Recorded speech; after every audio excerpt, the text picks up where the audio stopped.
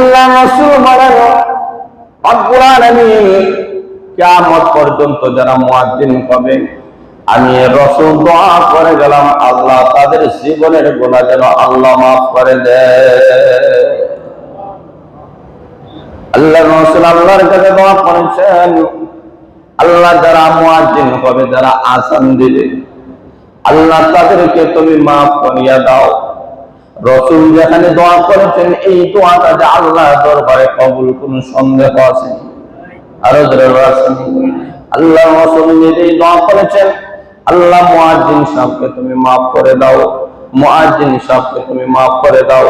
রাসূলের দোয়া, কারণ আল্লাহ নবী ঘোষণা করেছেন কোন মানুষ যদি ইখলাসের সাথে 40 দিন পর্যন্ত যদি আযান দেয় মহান আল্লাহ রাব্বুল আলামিন এমন আযান দেওয়ালা মুয়াজ্জিন সাহেবকে আল্লাহ তুমি জান্নাতের মেহমান বানায়া দিবে। এই কারণে মুয়াজ্জিনের দাম বেশি, সম্মান বেশি, মর্যাদা বেশি।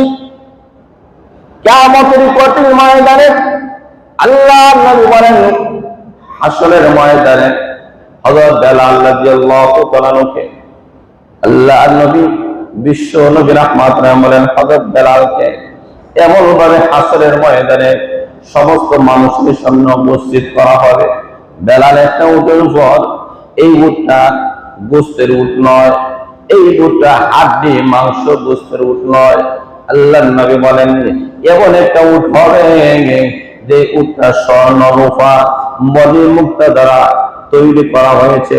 এমন উটের উপরে হযরত বেলাল রাদিয়াল্লাহু তাআলা সওয়ার হয়ে আল্লাহ তুমি বিশ্ব নবী রাহমাতুল আলামিনের সঙ্গে জান্নাতের মেহমান হয়ে যাবে।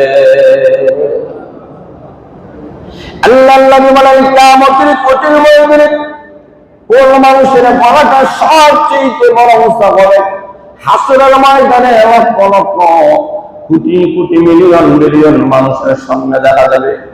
এক শ্রেণীর মানুষের গলাটা বড় অবস্থা হাসরের ময়দানে মানুষেরা প্রশ্ন করবে রব্বুল আলামিন আল্লাহ এরা এমন কি নেক আমল করেছে আল্লাহ আজকে তাদের গলা গোলা মুসকান আল্লাহ তাদেরকে চিনা যায়, তাদের পরিচয় পাওয়া যায়, কিন্তু অন্যান্য মানুষদেরকে পরিচয় পাওয়া যায় না। এরা কি কোন নবী ছিলেন বলে না, এরা কি রাসূল ছিলেন বলে না, এরা কি সাহাবায়ে কেরাম ছিলেন বলে না, এরা কি ওলি আউলিয়া ছিলেন না, এরা কি আদি উলামা গৌস কুতুব ছিলেন বলে না, বলে এরা হয়েছে তারা যারা দুনিয়া থাকা অবস্থায় আযান দিয়েছিল, যারা দুনিয়া থাকা অবস্থায় আযান দিয়েছিল। আযানের মর্ম আমরা বুঝি না, আসলে আযান হলো মুস্তাকিল একটা ইবাদত। যারা বলেন ঠিক না বেঠিক? নামাজ যেমন ইবাদত, আযান তেমন ইবাদত। আল্লাহর রাসূল বলেন এরা দুনিয়া থাকা অবস্থায় দুনিয়াতে কত মানুষগুলো কত আওয়াজ দিয়েছে, কত বক্তৃতা দিল, কত অনুষ্ঠান দিল, কত মঞ্চ কাঁপাইল, কত বক্তৃতা দিয়ে রাজপথটা রক্তে রঞ্জিত করলো, কিন্তু মুয়াজ্জিন সাহেব কি বলতেছেন? যারা বক্তব্য দেয় এরা নিজের কথা বলে, আমি এই করেছি, আমার দল এত বড়, আমার দল বড়, তোমার দল ছোট, আমি বড় তুমি ছোট, এইভাবে একজন তার নিজের পরিচয় তুলে ধরে বক্তব্যের মাধ্যমে তার অবস্থান, তার দলীয় অবস্থান, ব্যক্তিগত অবস্থান তুলে ধরে। কিন্তু একজন মুয়াজ্জিন সাহেব যখন আযানের ধ্বনি উচ্চারণ করেন এর মানে বুঝা দিতে চায় আমি বড় নয়, আমি ছোট।